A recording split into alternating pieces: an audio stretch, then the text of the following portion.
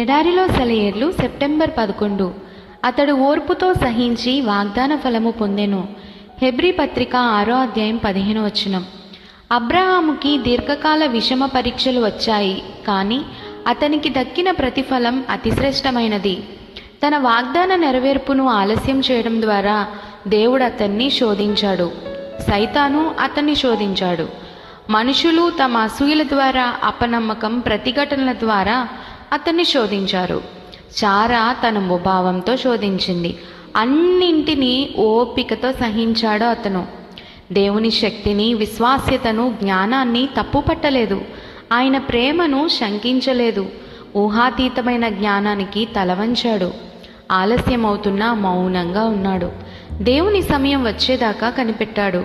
అలా సహనంతో ఉన్నందువల్ల వాగ్దాన ఫలం పొందాడు. దేవుని వాగ్దానాలు నెరవేరకుండా ఉండవు.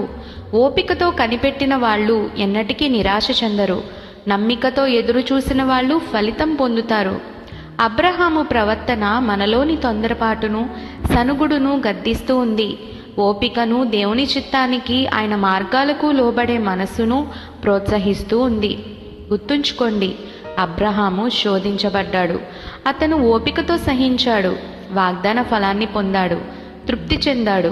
అతని ఉదాహరణను అనుసరించండి. అదే ఆశీర్వాదాలను మీరు పొందుతారు. ఆమెన్.